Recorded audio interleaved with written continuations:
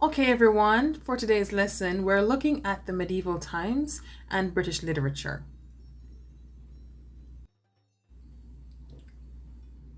The medieval time period is between 1066 to 1485, and our key point for this module is the Canterbury Tales, where Geoffrey Chaucer, also known as the father of the English language, highlights the corruption in the church and gives his commentary.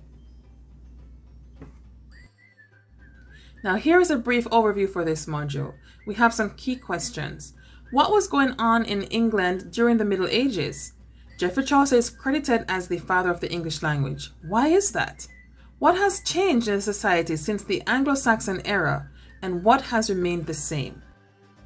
Our essential question is, how does literature shape or reflect the society of medieval England?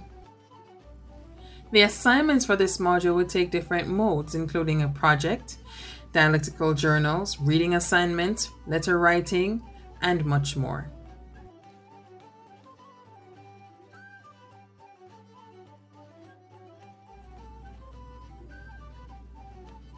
These are our standards.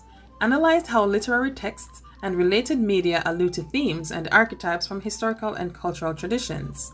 Gather ideas from texts, multimedia, and personal experience to write narratives. Let's take a look at our objectives. I can identify archetypes in literary texts from cultural and historical traditions. I can identify themes in literary texts from cultural and historical traditions. And I can gather ideas from my reading of multiple texts. This is our agenda for today. We have a bell ringer. We will talk about the historical background of medieval England. Then you've got 3 activities. 1, image analysis. 2, quick write. And 3, poetry annotation. And then, of course, we'll close it with a review. Bell ringer. Why do you think the medieval times is also referred to as the Middle Ages?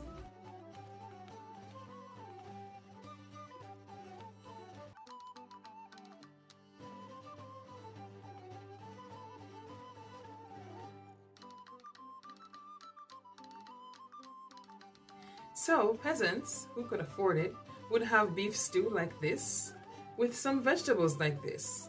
And the richer folks could have a meat-rich diet, looking something like this. During this time, England was going through a whole lot of issues. There was a bubonic plague, malnutrition, famine, corruption, and war. It was a very serious time. What was considered fun then was a lot different from what we consider fun now. And so knights would compete in tournaments that had jousting. And the preparation for these tournaments would last for days with a whole lot of energy.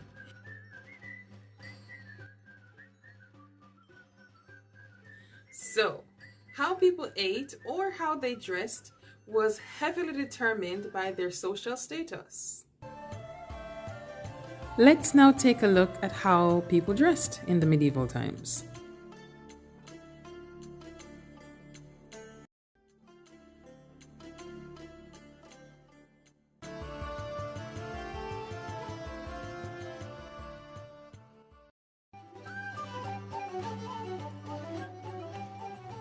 People dressed according to their social class. The higher the class, the more expensive the fabric or color. Kings and queens wore the most extravagant and expensive clothing, and peasants would dress poorly.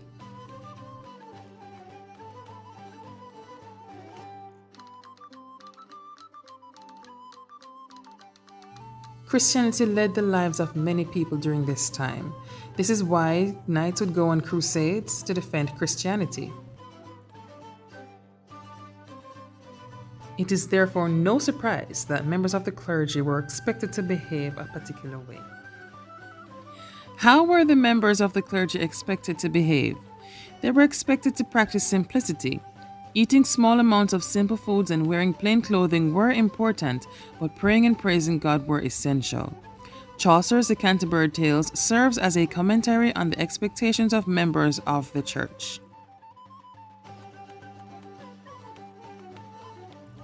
What really is feudalism? Well, simply put, it is a hierarchical structure which determined the social classes and levels of the people. One was expected to stay within the class in which one was born. Do you think the situation is the same today?